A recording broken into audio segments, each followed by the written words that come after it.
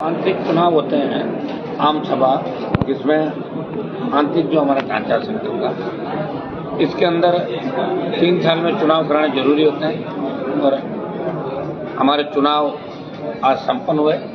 आम सभा के मेंबर्स के अलावा राजस्थान के कोने कोने से आरएलपी परिवार, प्रमुख नेतागण, हमारे पूर्व विधायक, वर्तमान पालिका प्रधान, चेयरमैन, सब लोगों को हमने आमंत्रित किया। चुनाव के अंदर मुझे वापस राष्ट्रीय अध्यक्ष चुना गया पार्टी का। नगर, चूरू और बीकानेर के नौजवानों की भावनाओं को देखते हुए बहुत बड़ी रैली और उस दिन पूरे प्रदेश में अलग अलग कार्यक्रमों का मेन हमारा फोकस रहेगा बीकानेर 29 अक्टूबर को। इस रैली का निर्णय भी सब लोगों को लिया गया।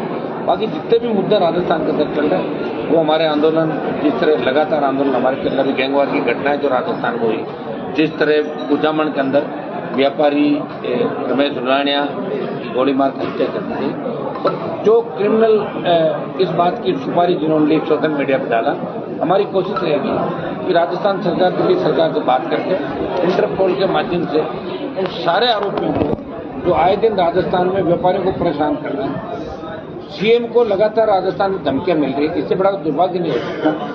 तो गृह मंत्री यहाँ आ रहे हैं एसपी कलेक्टर कॉन्फ्रेंस को उद्घाटन करने, हमारा उनसे भी रहेगा कि आप लोग इस राजस्थान की कानून व्यवस्था सुधारें। वेंटिलेटर पर चलेगी राजस्थान की कानून व्यवस्था, भरोसा नहीं रहा किसी का।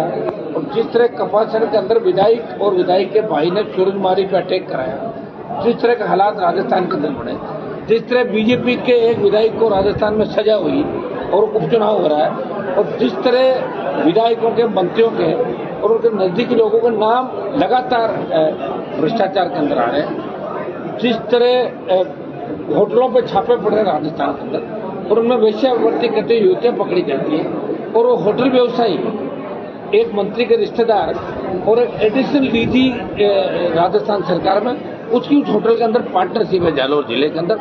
तो ये इस बात की ओर इंगित करता है कि राजस्थान बर्बादी के राह पे खड़ा, बर्बादी की ओर चला गया। कोकस मंत्रियों का, भ्रष्ट नेताओं का, माफिया का और गैंगस्टर गुंडे अपराधी को फोकस बन गया। आम आदमी का जीना राजस्थान के लिए मुश्किल हो गया।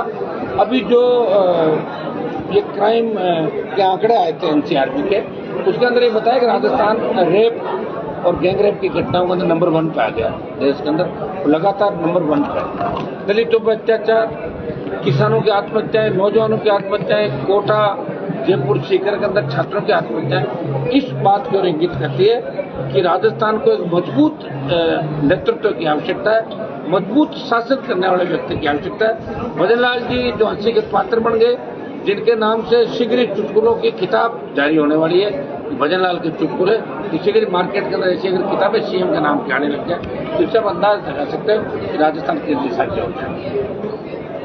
वैसे आप आरएलपी की जो आगे की कार्यकारिणी है, जो जिला स्तर की कार्यकारिणी, उसको लेकर देखिए, हम आगामी प्रदेश अध्यक्ष को लेकर थोड़ा सा अभी मामला हमारे बैठ नहीं रहा है, कुछ लोगों से बात चल रही है और हम चाहते हैं प्रदेश अध्यक्ष ऐसा व्यक्ति बने जो आखिरी दम तक हमारे साथ रहे, क्योंकि जिस तरह छोड़ के कई लोग भागे थे, तैयार हमने किए और भागे दूसरी पार्टियों के अंदर। तो इन बातों का हमें विशेष रूप से ध्यान रखना है कि वातावरण खराब नहीं हो।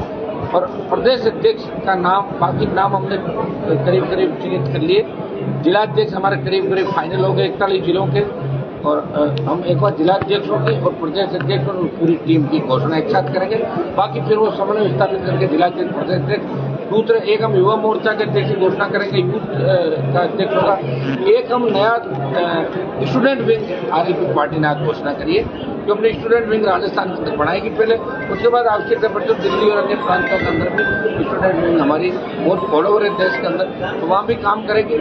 इसका नाम हम आजकल के अंदर रख देंगे स्टूडेंट विंग का, किस नाम से हम स्टूडेंट विंग का गठन करते हैं ताकि आगामी छात्र चुनाव भी जब भी हो तो मजबूती से राजस्थान में लड़ सके। एक हमारा महिला मोर्चा होगा जो दूसरे मोर्चे पहले हमारे थे, उसी हिसाब से और अन्य मोर्चे प्रकोष्ठ बना के हम जल्दी इसकी घोषणा इसी माह के अंदर करेंगे। और 29 की जो हमारी रैली होगी वो एक राजस्थान को नया संदेश देगी, और उस रैली से आपको लगेगा कि राजस्थान का जवान किसान क्या चाहता है। और रैली बड़ी ताकत के साथ नौजवान अपने अपने हिसाब से रैली बीकानेर के अंदर करने की जा रहा है। पंचायत चुनाव आज की पार्टी मजबूती से राजस्थान में लड़ेगी। समान विचारधारा वाले दल जो कांग्रेस बीजेपी के खिलाफ है, उनके साथ हमारे अलायंस भी हो सकते हैं राजस्थान में। सर, आरएलपी का जिस तरह से नया ढांचा खड़ा हो रहा है, क्या लग रहा है जब पहले जो लोग थे जो चले गए, अब रिफाइंड लोग जो बचे हैं, उसके साथ राजस्थान में किस तरीके की एक नई शुरुआत, और पूरे राजस्थान क्योंकि आगामी कई चुनाव आ रहे हैं, पंचायती राज है, नगर निकाय है, किस प्रकार की चुनौतियां देंगी आरएलपी पर? देखिए, आना जाना तो बना रहता है। तो कांग्रेस छोड़ के बीजेपी, बीजेपी छोड़ के कांग्रेस, बीजेपी छोड़ के हमारे पास है कांग्रेस, ये आना। लेकिन हम कोशिश करेंगे कि इस पार्टी में नौजवानों को, महिलाओं को और विशेषकर संघर्षशील लोगों को ज्यादा मौका मिले। हम ये चाहेंगे साथ साथ निकलने के लोगों को मौका मिले। हाँ, अगर कांग्रेस बीजेपी में कोई अच्छे नेता, उनको सम्मान नहीं मिल रहा तो कई लोग हमारी पार्टी ज्वाइन करना चाहते हैं। उनको भी हम ऐसे लोगों को निश्चित रूप से मौका देंगे जिनकी बेदाग छिपी हो, जिन पे करप्शन के आरोप नहीं लगे, जो कोई माफियाओं से नहीं मिला हो, ऐसे लोगों को हम निश्चित रूप से पार्टी में छोड़ेंगे। और रिफाइंड करने के बाद हमारी जो इस बार की कार्यकारिणी आएगी वो अच्छी कार्यकारिणी, जिसमें वकील भी होंगे, पत्रकार भी होंगे, कई तरह के लोग, अलग अलग तरीके के बड़े लोग होंगे, वो कार्यकारिणी के अंदर आप देखेंगे। एक सर, अभी जो उपचुनाव है उसमें आरएलपी की क्या भूमिका रह सकती है? जनता में उपचुनाव नहीं कर उम्मीद है जनता के उपचुनाव को लेकर एक बार हम बात करें। हमारा मकसद यही रहेगा कि कांग्रेस और भाजपा को रोकें वहां पर। तो जैसा बातचीत चल रही है आजकल के अंदर, उसका फैसला हम करेंगे कि अंता में हमारा निर्णय क्या होगा, क्योंकि आरएलपी का बहुत बड़ा वोट बैंक अंता के अंदर नहीं है। तो लेकिन हम ये चाहेंगे कि कांग्रेस रोके, भाजपा रोके और तीसरी ताकत अंता में खड़ी हो।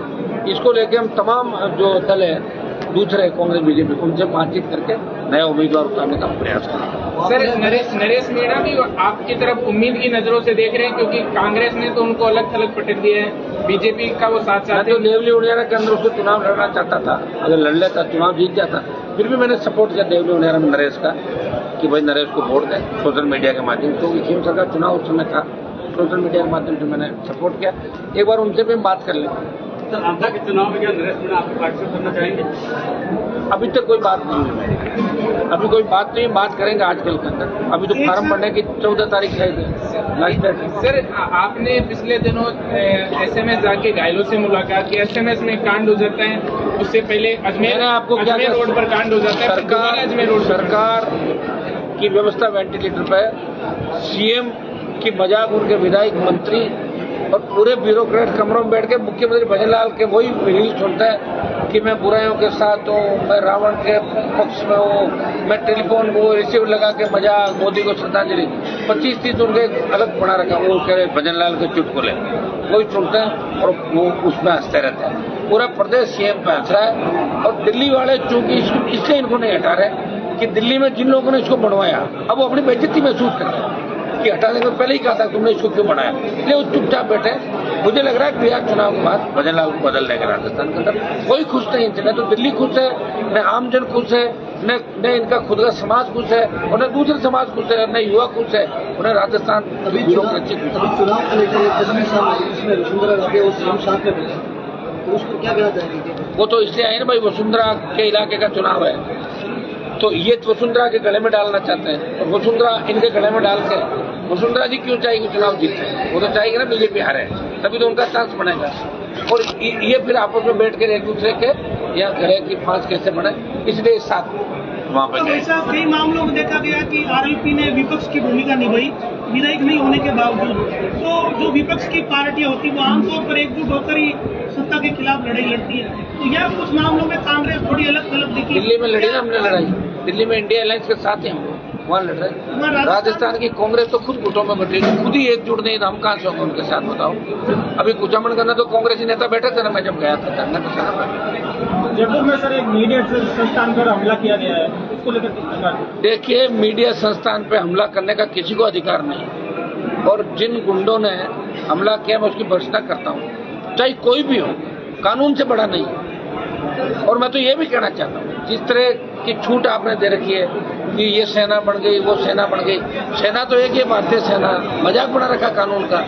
ऐसे लोगों को गिरफ्तार करना चाहिए, दंडित करना चाहिए। राजस्थान के अंदर अगर मीडिया अपनी बात नहीं कह पाएगा, कोई नेता अगर किस तरह की बयान इतिहास की बात कहते तो उसके खिलाफ आप मोर्चे खोलते हो, चाहे जैसे बकवास करते हो आके, ये छूट राजस्थान में किसी तरीके से नहीं मिलेगी। राष्ट्रीय लोकतांत्रिक पार्टी ऐसे हमलों का विरोध करती है और गुंडे बेईमान और बदमाशों के नाम से अगर आप संस्थानों का नाम रखने लगे तो राजस्थान और बर्बाद हो जाएगा। इस नारगढ़ी के अंदर गुंडा है, नाम रखो क्या उनका सबका। एक सर बड़ी मुश्किल से शेखावाटी डीबा नागौर में गैंगवार खत्म हुई थी, 12-13 के बाद लगभग शांति हो गई थी, लेकिन ये जो अभी रोहित बता रहा है इनकी जो गैंग है ये फिर से। तो आप अपने आप को सीएम फीलिंग कैसे कर सकती है? जब सीएम हो ही नहीं सीएम कैसे होगी? ये तो सामंती सोच हो गई। एमएलए हो तो एमएलए के बंगले में रहो, एमएलए फ्लैट बनाए इसलिए उसके अंदर रहने चाहिए।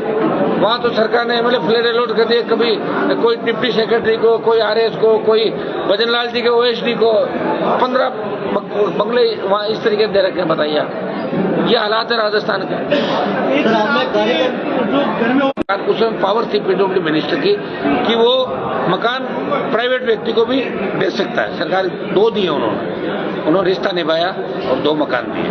सर आप आज जो कार्यकारिणी का प्रस्ताव तो आगामी जनता को ये सोचना है कि अपना शोषण करवाना है या आजादी लेनी है, तो राजस्थान की जनता सोचेगी। हमने तो सोच ही रखा है भाई, 20 साल समर्पित कर दिए, 25 साल समर्पित कर दिए, हर जगह हम जा रहे हैं। रिया का बजरी का मामला आप देखो, सरकार मुकर गई, वापिस करेंगे बजरी माफिया के खिलाफ आंदोलन करेंगे, लोगों को राहत दिलाएंगे। और बिजली कनेक्शन के मामले में मैं आपको बता दूं कि डबल बेंच ने कल मेरे पक्ष में फैसला दे दिया हाईकोर्ट के अंदर, और डबल बेंच ने यह कहा कि सरकार की गलती है। 2 लाख रुपए जो इन्होंने, उसमें आगे क्या है? अब देखते हैं तारीखें पड़ रही है। लड़ता मुझे मेरी आदत है, लड़ता रही थी। एक सर पिछले चुनाव को देखे या जब आरएलपी का गठन हुआ था 18 में, या आप देख लें तो भीड़ तो बहुत होती है आरएलपी के कार्यक्रमों में या जब भी आंदोलन होता है, लेकिन वोट के समय ये की लड़ेंगे, किसानों की लड़ी, पहलवान बेटियों की लड़ी, अभी कपासन का आप देख लें,